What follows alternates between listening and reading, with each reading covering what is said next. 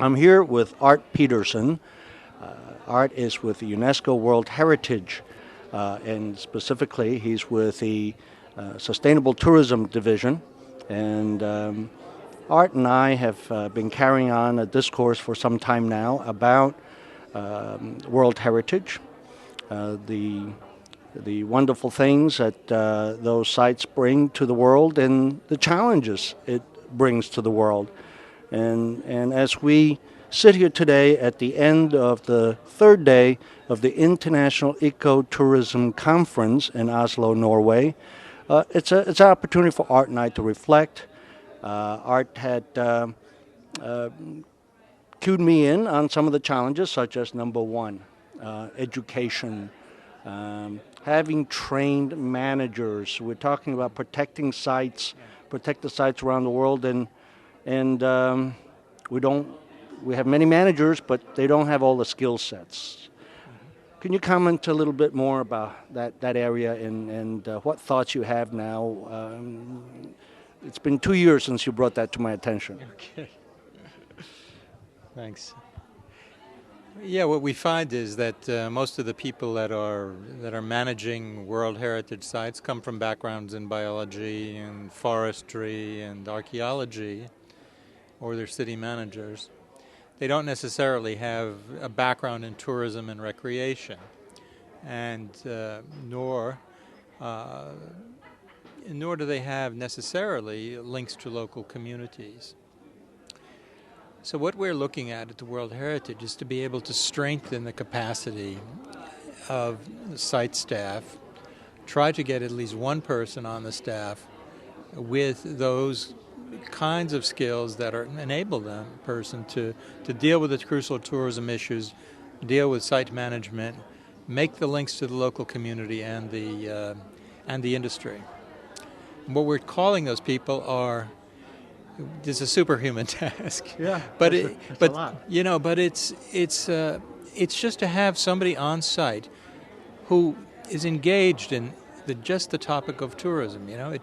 This person doesn't have to be an expert and come on the job having all those expertise, but we need a focal point at these sites to deal with some of these critical issues.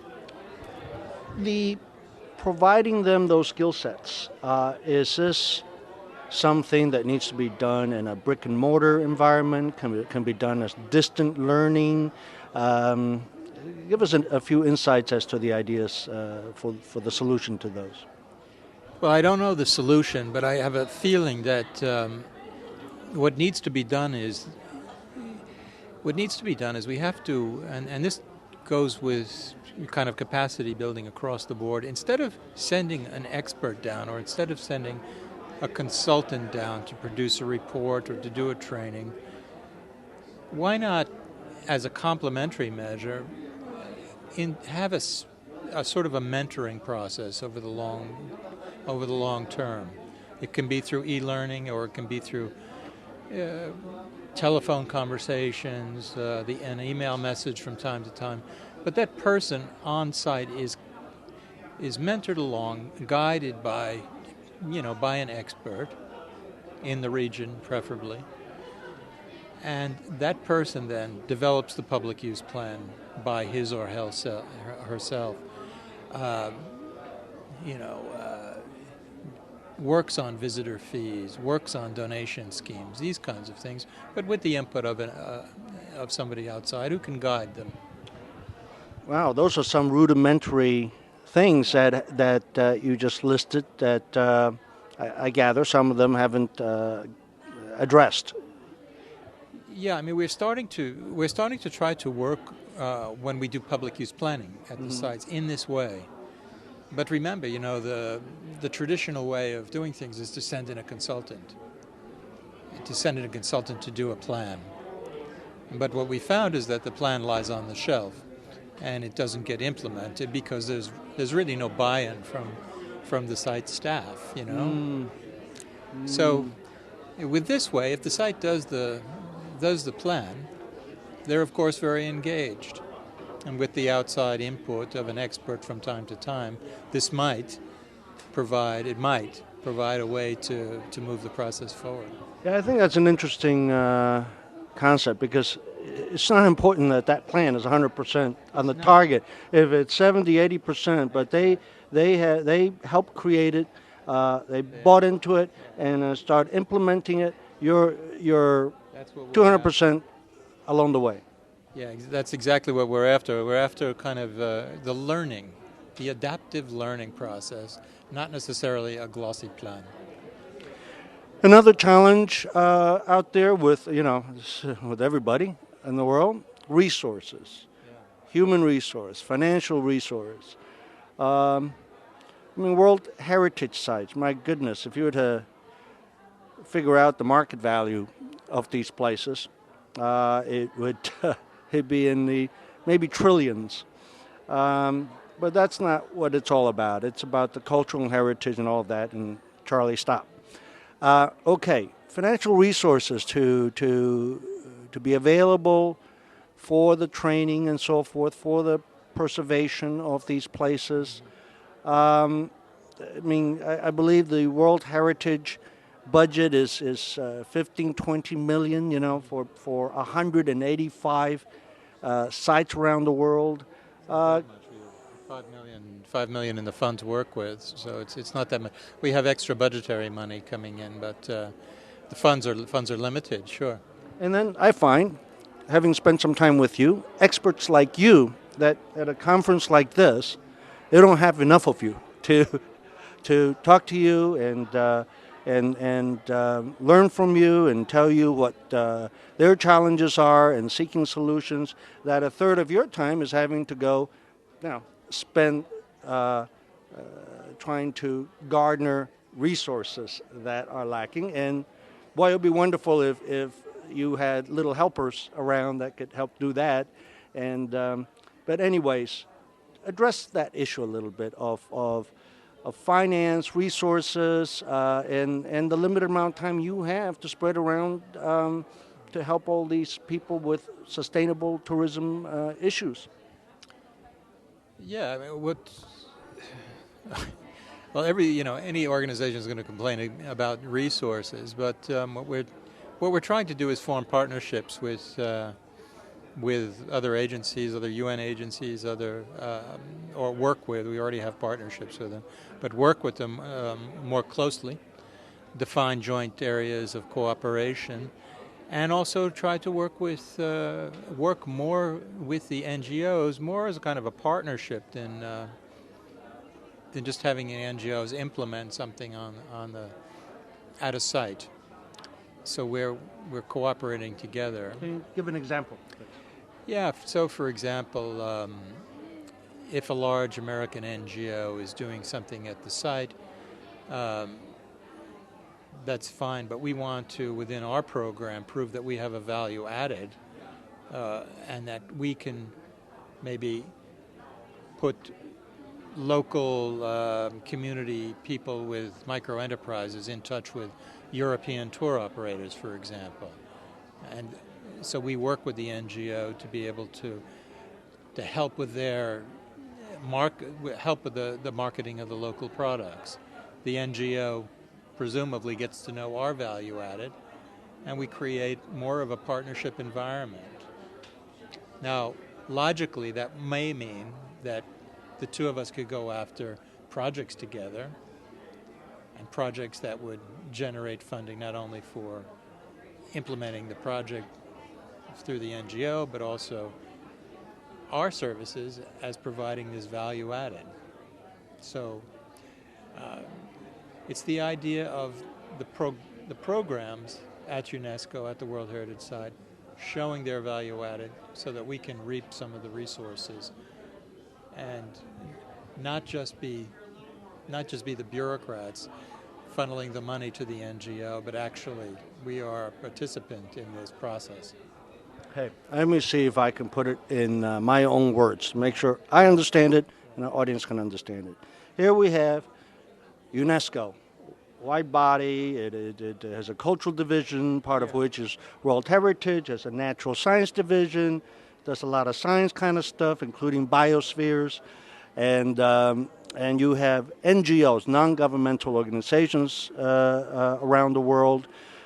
Each one of these organizations have budgets. Many of these organizations are working on similar initiatives. The World Heritage is performing a task on something, a commission, the World Heritage Convention, that said we're going to do this, and every year going to select some sites, and we're going to protect them, and so forth. And then you have these non-governmental organizations, NGOs, that maybe want to develop tourism, reduce poverty, equality rights for women, and other things that either touch preservation of cultural heritage environment. So everybody has some money. Everybody's out there seeking project monies, maybe doing projects on the same destination. Is that what you're talking about? That if you all kind of had the opportunity to work together on some of these, you'd be able to augment each other, add value. Is that what you were just saying? Well, I was saying two things. One, you bring up a good point. It's a kind of the facilitating role of the UN, of my organization, in trying to make sense of all these fragmented tourism initiatives that are going on, particularly around the iconic sites. So we could play a role in being able to coordinate a little bit more, I think, and it's very, very important, the different actions of the different players, so that we don't waste resources, we don't overlap in the work. And that's a value added. And where I was going with our value added and showing that, and that trying to show that so that but it's reflected in the resources that are funneled back to us so that we can sustain the program, is that if we show this value added, we can be players, and we can glean then project funding to support what we do. Yeah, otherwise it wouldn't be sustainable, would it? Wouldn't be sustainable. We just returned from Lisbon from the Global Travel and Tourism Conference attended by 70 CEOs and chairmen of major travel companies around the world. How can these people, these companies, private sector, work with World Heritage? We have this burgeoning travel tourism around the world. People are looking to experience cultural heritage, and here you are managing them. How can the private sector work with you? Well, what we'd like to see is that the private sector work with us on a bunch of different things. I mean, it can be, which is a very kind of low-hanging fruit, it could be that they simply inform their clients about World Heritage and about how to visit a World Heritage site. Basically, visiting a site with as low an impact as possible. That's relatively easy to do, and we know that they're willing to do that. As we move up the scale, would they be willing to work with us in-kind services at some of these local communities to raise the level of services of the local communities? Coming in on helping us with business planning, or the local communities with business planning, or even informing them about European markets or North American markets, training them, informing them, telling them about the needs of their clients. But getting those local products. So the local community can understand. The local community can understand a little bit more about the markets, or what services or products they can provide for these people, tourists. That is, as well as the possibility of the companies raising the level of those local products because they want to use them as add-on tours. Mm-hmm. And working up the scale, we can envision, I think, a group of powerful tour operators interested in maintaining the quality of a certain site, partnering with us or coming in to offer some critique what's going on at a site vis-a-vis sustainability or infrastructure development. I mean, maybe their clients don't want the hotel suggested by the municipality. Maybe they would want a different kind of experience. Maybe they don't want that cable car going up a particular World Heritage site. Maybe their clients would not like that. They can tell, perhaps, can tell those local authorities or the people that are implementing that project that that's not really what the market wants. Customers want. Okay. Yeah. And so we can, that kind of cooperation would be very useful. Can we raise that bar even further higher? That private sector can work with your with UNESCO World Heritage. Well, I have the Stairway to Heaven sort of thing, and I haven't figured that one out yet. The World Heritage sites, you have the cultural variety and the natural variety. Yeah. And at this ecotourism conference, the focus is more on the natural sites. Tell me what's your take on the value to the participants at this conference, and to yourself. The value of the conference to me. Well, I think these conferences, are opportunities to network with colleagues that you haven't seen, for a while, and exchange ideas. But I also think that, and this is something that I'd like to see in future conferences with World Heritage concerns, is that we have enough time to be able to dedicate to a real in-depth discussion on some of these issues.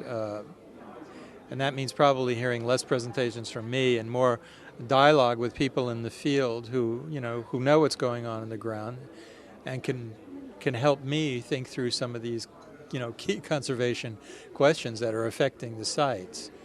And so that's what I'd like. Maybe that's not answering your question, but that's what I'd like to see in the future. More time really for in-depth discussions on key conservation issues.